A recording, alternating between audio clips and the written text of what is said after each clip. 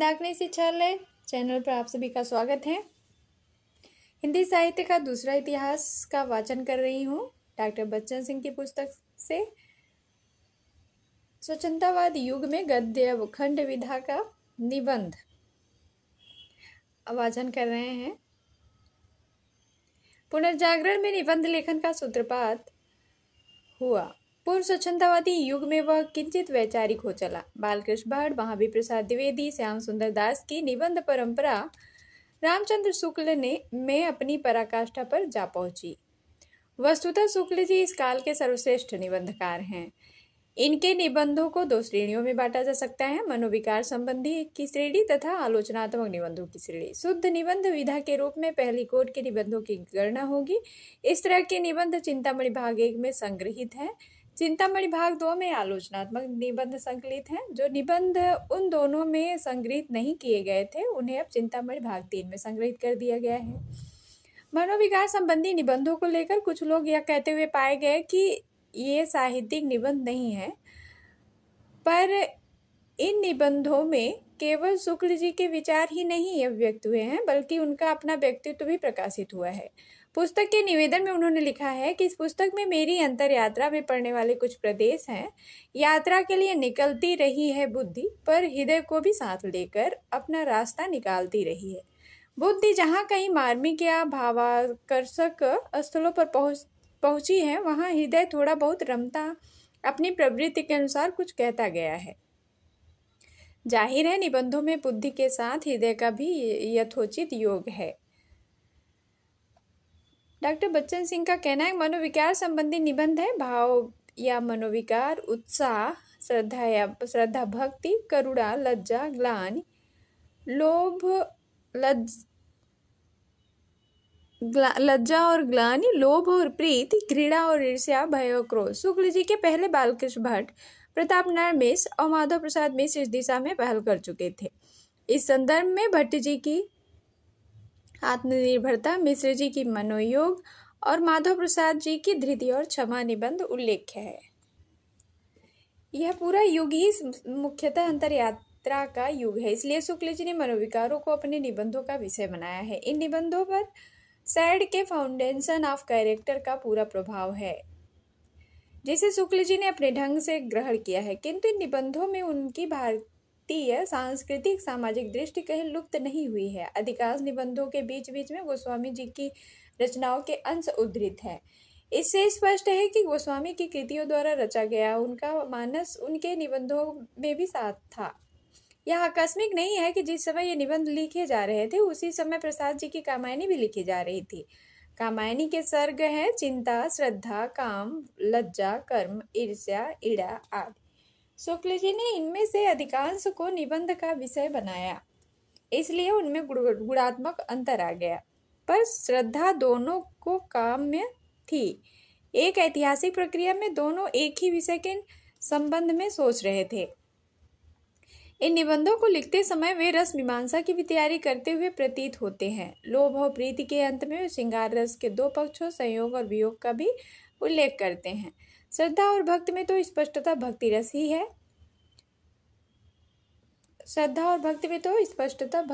है। इनके निबंधों का उल्लेख करते हुए प्रायः दो बातें विस्मित कर दी जाती हैं। एक मनोविकार का दूसरे से स्पष्ट अलगाव, और दूसरी मनोविकारों का सामाजिक अनुसंग। जैसे श्रद्धा का व्यापार स्थल विस्तृत है, प्रेम का एकांत। प्रेम में घनत्व अधिक है, श्रद्धा में विस्तार। लोभ सामान्योन्मुख होता है, प्रेम विशेषोन्मुख। श्रद्धा और प्रेम के योग का नाम भक्ति है। वे प्रत्येक विषय को कर्म से जोड़ देते हैं। हमारे अंतःकरण में प्रिय के आदर्श रूप का संगठन उसके शरीर या व्यक्ति मात्र के आश्रय से हो सकता है, पर श्रद्धेय के आदर्श रूप का संगठन उसके फैलाए हुए कर्म तंतु के उपादान से हो सकता है। भक्ति का उल्लेख करते हुए वे कहते हैं कि राम और कृष्ण मानव जीवन में पूर्ण रूप से सम्मिलित थे। करुणा के संबंध में भी उनका कहना है सामाजिक जीवन की स्थिति और पुष्टि के लिए करुणा का प्रसार आवश्यक है। इस तरह की मानवीय प्रवृत्तियां मरती जा रही हैं। इनको जिंदा रख करके ही मनुष्य को सजीव बनाया जा सकता है। वे सामाजिक जीवन के लिए क्रोध की आवश्यकता महसूस करते हैं। क्रोध के निरोध का उपदेश अर्थपरायण और धर्मपरायण दोनों देते हैं, पर दोनों में जिसे अति से अधिक सावधान रहना चाहिए वही कुछ भी नहीं रहता। बाकी रुपया वसूल करने का ढंग बनाने वाला चाहे कड़े पड़ने की शिक्षा दे भी दे, पर ध्वज के साथ धर्म की ध्वजा लेकर चलने वाला धोखे में भी क्रोध को पाप का बाप ही कहेगा। क्रोध रोकने का अभ्यास ठगों और स्वार्थियों को सिद्धों और साधकों से कम नहीं होता। प्रश्न होता है कि उनके निबंधों की रचनात्मकता कहाँ है। कहा जाता है कि वे पहले सूत्र भाषा का प्रयोग करते हैं, फिर उसकी व्याख्या करते हैं और पुनः उसे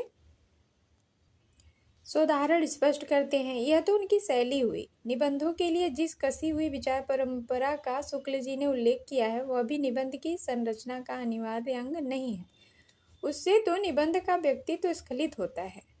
शुक्ल जी के निबंधों की रचनात्मकता उनके स्वानुभूत प्रसंगों में निहित है। व्यंग विनोद छेड़छाड़ में समाहित है।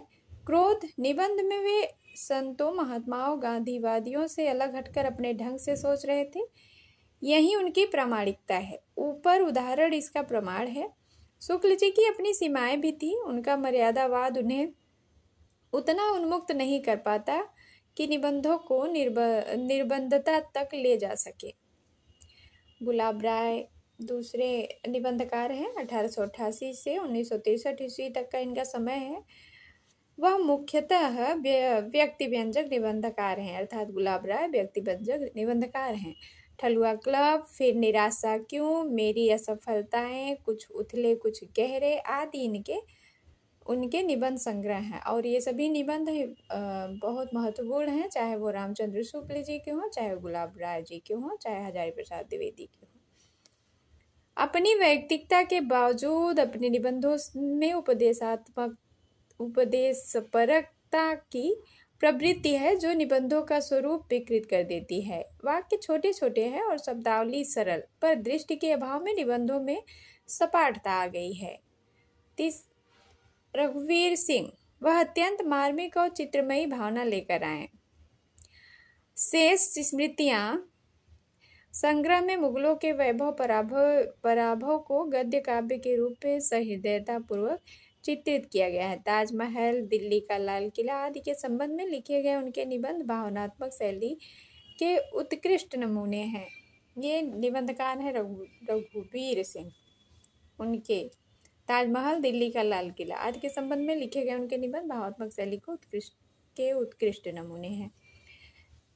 अगले निबंधकार हैं शिवपूजन सहाय। 1893 से 1963 ईस्वी तक इनका समय है। शिवपूजन सहाय पांडे, बेचन शर्मा, उग्र और निराला तीनों मतवाला मंडल के लेखक थे। सहाय जी भाषा के जादूगर माने जाते हैं, ये महत्वपूर्ण है।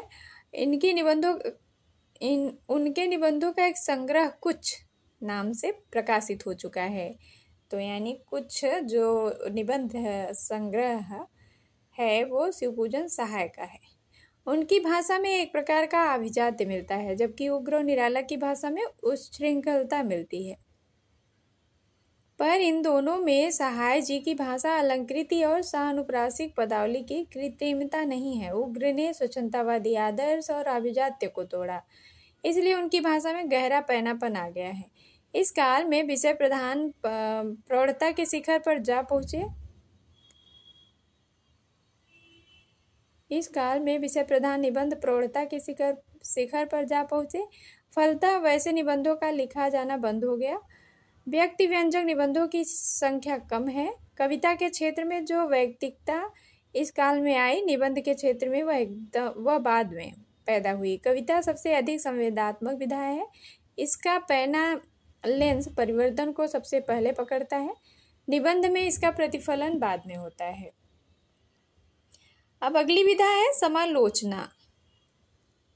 रामचंद्र शुक्ल 1884 ईस्वी से 1941 तक इनका समय है। जिस प्रकार प्रसाद, निराला और प्रेमचंद ने रचनात्मक साहित्य को भारतीय परंपरा और जीवन के साथ जोड़ा। उसी प्रकार रामचंद्र शुक्ल ने हिंदी की आलोचना को अपनी जीवंत शास्त्रीय परंपरा और लोक से संबद्ध किया। विडंबना तो यह है कि इधर की हिंदी आलोचना अपनी परंपरा से कटती हुई पश्चिमी औजारों से काम चला रही है, पर इसके साथ शुक्ल जी को काटते जाने का प्रयास भी हो रहा है। इस उधार खाते से कब तक काम चलेगा? शुक्ल जी ने पश्चिमी आलोचना सिद्धांतों का गहरा अध्ययन किया था। भारतीय आलोचना सिद्धांतों को भी श्रमपूर्वक अर्जित किया था, किंतु न तो रूढ़िवादी पंडितों की तरह वे भारतीय काव्य शास्त्र की उद्धरणी प्रस्तुत कर रहे हैं और न पाश्चात्य कसौटियों पर अपने साहित्य को कसने की कोशिश। पश्चिम से अवश्य प्रेरणा लेते हुए भी उन्होंने भारतीय परंपरा को नवीन चेतना से संपन्न बनाया।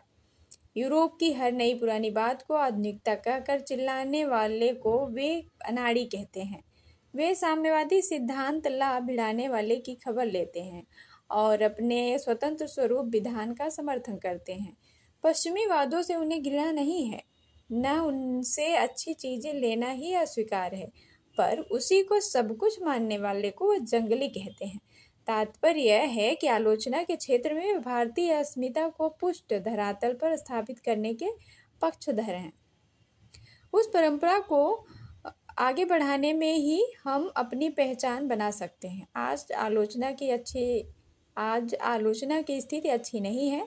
पश्चिमी वादों में हम पहले की अपेक्षा आज अधिक आक्रांत हैं। सच पूछिए तो हिंदी आलोचना उन्हीं के आतंक में चल रही है। इस आतंकवाद से मुक्त होकर ही हम अपने ढंग से सोच सकते हैं। इस दिशा में चलने के लिए शुक्ल जी एक बड़े दीप स्तंभ हैं। शुक्ल जी की जन्मभूमि बस्ती, शिक्षा दीक्षा भूमि मिर्जापुर और कर्मभूमि काशी थी। उनकी स्कूली शिक्षा हाई स्कूल तक हुई थी। मिर्जापुर में ही ड्राइंग मास्टरी की नौकरी शुरू की। मिर्जापुर में प्रेमघन के संपर्क में उनकी साहित्यिक रुचि संरक्षण होता रहा। कुछ दिनों तक प्रेमघन की आनंद कादम्बरी का संपादन भी उन्होंने किया। 1905 में हिंदी शब्द सागर के संपादनार्थ वे नागरी प्रचारणी सभा काशी आ गए। काशी आने के पूर्व उनके 3 निबंध साहित्य, कल्पना का आनंद और कविता क्या है लिखे जा चुके थे। तो मुझे साहित्य उनकी, कल्पना का आनंद, ये तीनों महत्वपूर्ण है, नोट कर लीजिए। पहले दोनों अंग्रेजी से अनुदित हैं, यानी साहित्य और कल्पना अनुदित है, और कविता क्या है उनकी पहली मौलिक निबंध है। पहले दोनों अंग्रेजी से अनुदित है। साहित्य न्यूमैन के लिटरेचर का अनुवाद है और कल्पना का अनुवाद एडिसन के प्लेजर ऑफ इमेजिनेशन का। नागरी प्रचारणी सभा में आने के बाद शुक्ल जी साहित्य, संस्कृति, मनोविज्ञान, दर्शन, इतिहास आदि के गहन अध्ययन में जुट जाते हैं।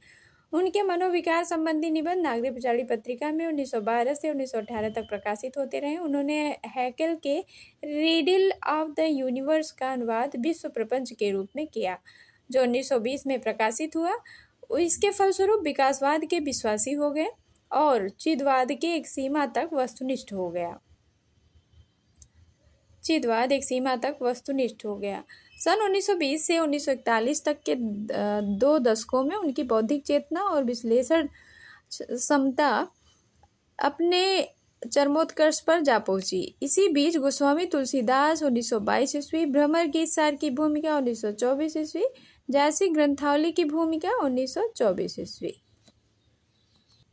हिंदी साहित्य का इतिहास 1929 ईस्वी तक लंबे साहित्यिक निबंध, काव्य में रहस्यवाद, काव्य में प्राकृतिक दृश्य आधारीकरण और व्यक्ति वैचित्रवाद, काव्य में लोकमंगल की साधनावस्था, रसात्मक बोध के विविध रूप आदि छपे। रसमीमांसा का लेखन भी सन 1939 तक समाप्त हो चुका था, किंतु इसका प्रकाशन 1949 ईस्वी में हुआ। अपने इतिहास में शुक्ल जी ने रीतिकाल कवियों, छायावादी कवियों तथा उपन्यास आदि पर भी विचार किया है। इसके आधार पर ही उनकी शिक्षा प्रणाली पर प्रकाश डाला जा सकता है। शुक्ल जी के पूर्व आलोचना का जो प्रयास हुआ था वह या तो वाहवाही शैली में हुआ था या संस्कृत काव्यशास्त्र में उल्लेखित गुण दोषों की पहचान या परगणन शैली में। शुक्ल जी ने उससे आगे बढ़कर कवियों की विशेषताओं और अंतर प्रकृति की छानबीन की। इसकी प्रेरणा उन्हें अंग्रेजी आलोचना से मिली, पर छानबीन के लिए उन्होंने भारतीय प्रणाली और उसके औजारों का सहारा लिया। पश्चिम से जो कुछ लिया उसका भी भारतीयकरण कर दिया। भारतीय काव्यशास्त्र की परंपरा अपने आप में स्थिर होकर जड़ हो चुकी थी। इससे उन्होंने युग अनुरूप इहलौकिक बनाकर उसमें नई प्राणवत्ता का संचार किया। अंतः प्रकृति की छानबीन, अंतः प्रकृति मतलब होता है स्वभाव, मूल स्वभाव क्या है। अंतः प्रकृति की छानबीन के लिए वे आलोचना की 4 विशेषताओं पर जोर देते हैं। अनुरंजनकारी और समाज सापेक्ष विशेषताएं, लेखक के बीच सूक्ष्म विभेद विवेचन के लिए अपेक्षित शब्द सामग्री, अधिकार के निर्णय की सी क्षमता, ये 4 विशेषताएं हैं। यह है उनकी आलोचना की खास कसौटी। इन सभी बातों का संबंध शब्द सामग्री से है। प्रत्येक कवि की केंद्रवर्ती विशेषता के लिए वे कोई बीज शब्द चुनते हैं और सौंदर्य बोधात्मक विशेषता के लिए भारतीय काव्यशास्त्र का शब्द लेते हैं। पहला जीवन और जगत से संदर्भित है तो दूसरा रचना संसार से। तुलसीदास संबंधी आलोचना का बीज शब्द लोक धर्म है। लोक मंगल और लोक संग्रह भी उसी से संबंध है। लोक धर्म के 2 पक्ष हैं, धन पक्ष और ऋण पक्ष। धन पक्ष में सामाजिकता, सहृदयता आदि का समावेश है तो ऋण पक्ष में वर्णाश्रम धर्म का। तुलसी में उन्होंने युग बोध, जातीय उत्थान, धर्म समन्वय, मार्मिक जीवन के उद्घाटन की शक्ति आदि को देखा है। लोक धर्म के अंतर्गत सत असत की पूर्व निर्धारित कोटियां मान ली गई हैं। वर्णाश्रम धर्म का पालन करना सत पक्ष और न करना असत पक्ष। लोक धर्म के इस ऋण पक्ष के आधार पर उन्होंने तुलसी की प्रशंसा की है और कबीर आदि संत कवियों को लोक विरोधी कहा है। उनके संस्कृत बुद्धि और संस्कृत हृदय का अभाव देखते हैं। उनमें संस्कृत बुद्धि और संस्कृत हृदय का अभाव देखते हैं। यही नहीं, उनकी इस दृष्टि में के विदेशी परंपरा के अनुयायी लोक धर्म या उदासीन समाज व्यवस्था ज्ञान विज्ञान विरोधी हैं। तुलसी के राम लोक पीड़ा के भंजक हैं, इसलिए वे लोक मंगल के सृष्टा हैं। वे भिन्न भिन्न वर्गों के संबंधों को सुखावह बनाने के लिए लोक संग्रही हैं। लोक धर्म की इस व्याख्या के कारण संत कवियों की क्रांतिकारी लोक धर्मिता के प्रति भारी अन्याय हो गया। इसमें संदेह नहीं कि तुलसीदास बहुत बड़े कवि थे। जीवन के जितने आयामों और मार्मिक पक्षों का समावेश उनकी रचना में हुआ है, वह अन्यत्र नहीं दिखाई देता। उनके महत्व को पुष्ट करने के लिए संतों के विरोध की कोई आवश्यकता न थी। शुक्ल जी की भाषा की अचूक पकड़ थी। तुलसी की भाषा भावों और विचारों का स्पष्ट रूप प्रस्तुत करती है। भाषा की ऐसी सफाई किसी कवि में नहीं मिलेगी। वे उनकी वाक्य रचना को प्रौढ़ और सुव्यवस्थित कहते हैं। वहाँ एक शब्द भी फालतू नहीं मिलेगा। स्पष्ट है कि वे भाव विचार तथा भाषा में एकरूपता देखते हैं। फालतू शब्द उन्हें बहुत खटकता है। शुक्ल जी के गद्य में फालतू शब्द नहीं मिलेंगे। ब्रह्म गीत सार की भूमिका का बीज शब्द है जीवनोत्सव। यह प्रेम का जीवनोत्सव है। सूर को वे भावाधिपति कहते हैं। सूर की गोपियां पक्षियों के समान स्वच्छंद है। उनका प्रेम श्री कृष्ण के साहचर्य में विकसित हुआ है, जिसमें रूप का आकर्षण है, जीवन का उमंग है, उल्लास है। वियोग वर्णन में शुक्ल जी ने केवल शास्त्रीय अंतरदशाएं ही नहीं ली हैं, नई अंतरदशाएं भी खोज निकाली हैं, जैसे खिजलाहट, चकपकाहट। सूर तुलसी का अंतर बताते हुए उन्होंने कहा है कि पहले की दृष्टि श्रृंगार तक सीमित है, जबकि दूसरे लोक संग्रह का बराबर ध्यान रखता है। पहले में नूतन प्रसंगोद्भावनाएं मिलेंगी तो दूसरे में उनका अभाव। सूर की भाव प्रेरित वक्रताओं पर उन्होंने विस्तार से विचार किया है। जायसी की आलोचना का बीज शब्द है प्रेम की वेदना। यह वेदना पद्मावत के पूर्वार्ध में भी है और उत्तरार्ध में भी। पूर्वार्ध का प्रेम एकांतिक है, उत्तरार्ध का लोक पक्ष के संपुष्ट है। और ये सब जो भी समालोचना में अभी तक मैंने वाचन किया है उसको नोट कर लीजिएगा। जैसे इसमें क्या कहते हैं, भ्रमर गीत सार की भूमिका का बीज शब्द क्या है, जायसी की आलोचना का बीज शब्द क्या है, ये सब भी क्वेश्चन परीक्षाओं में पूछे गए हैं। पूर्वार्ध का प्रेम एकांतिक, उत्तरार्ध का लोक पक्ष के संपुष्ट है। इसे वे प्रेम गाथा कहते हैं, पूर्ण जीवन गाथा नहीं। नागमती के गारहस्थ परिपुष्ट प्रेम में उनका मन अधिक रमा है। पद्मावत की लोक गाथा ही भारतीय गाथा नहीं है, प्रेम भी भारतीय है।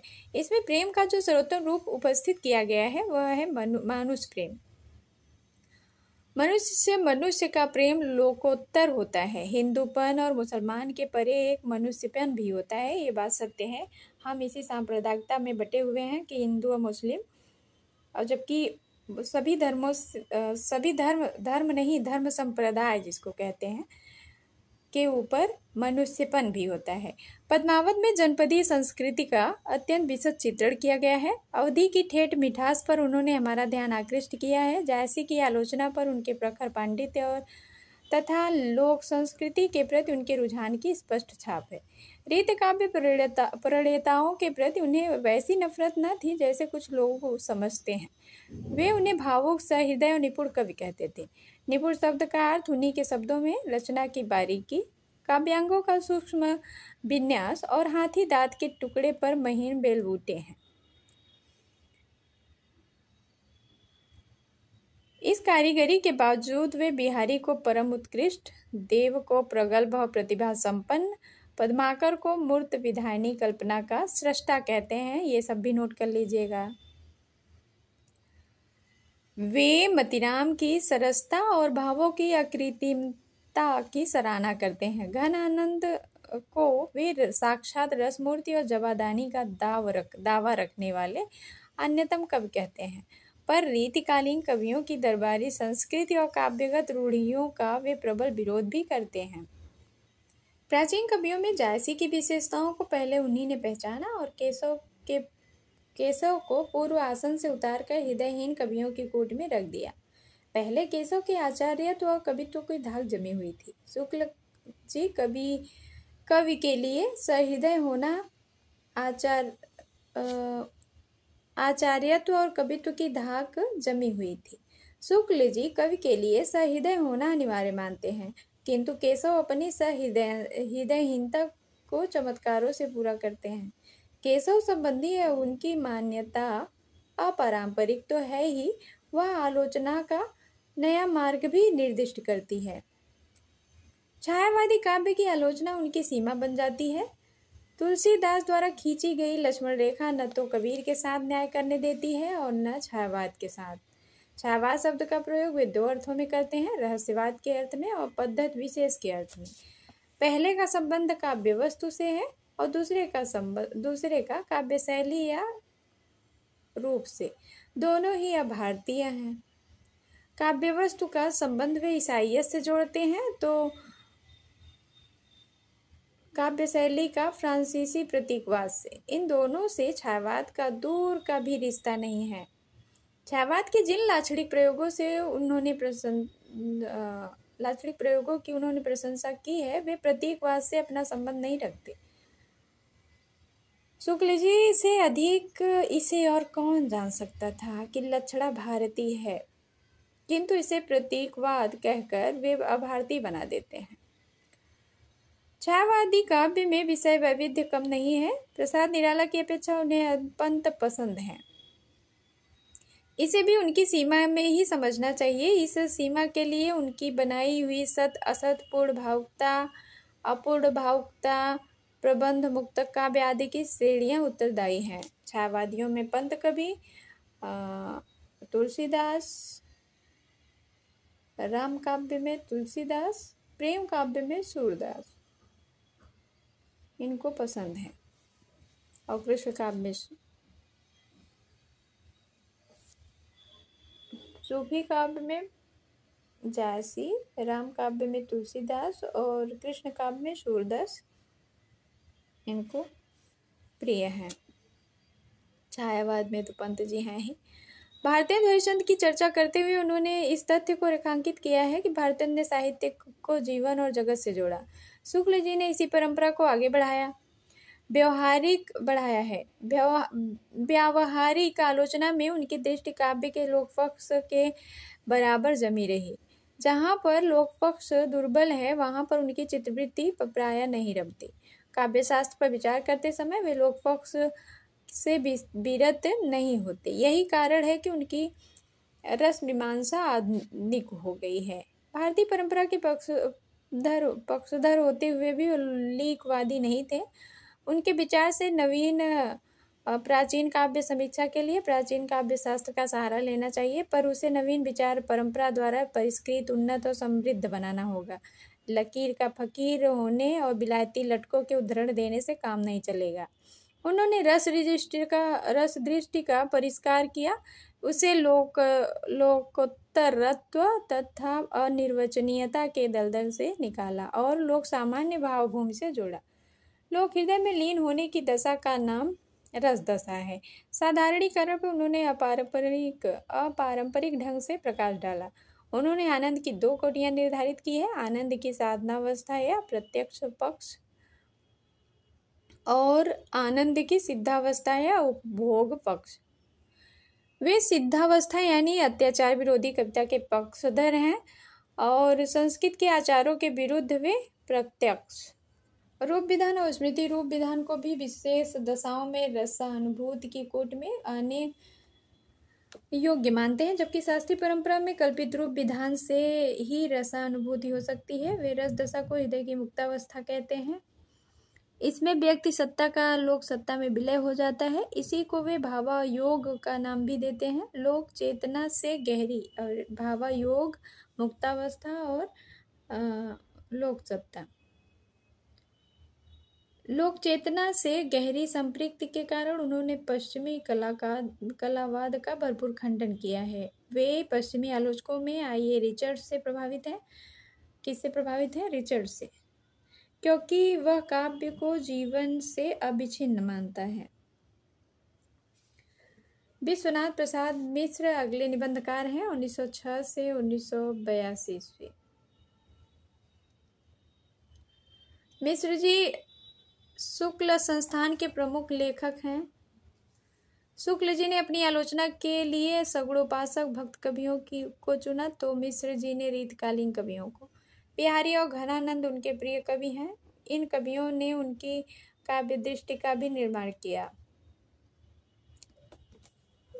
यानी सगुणोपासक भक्त कवियों को अपना समालोचना का विषय बनाया आचार्य शुक्ल ने, और रीतकालीन कवियों में जैसे बिहारी और घनानंद को अपना प्रिय कवि बनाया विश्वनाथ प्रसाद मिश्र ने।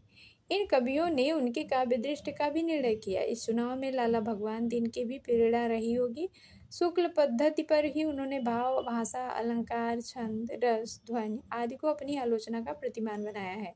बिहारी की वाग्भूति, वांग्मय विमर्श, हिंदी का समसामयिक साहित्य, हिंदी नाट्य साहित्य का विकास और हिंदी साहित्य का अतीत उनके आलोचनात्मक ग्रंथ हैं।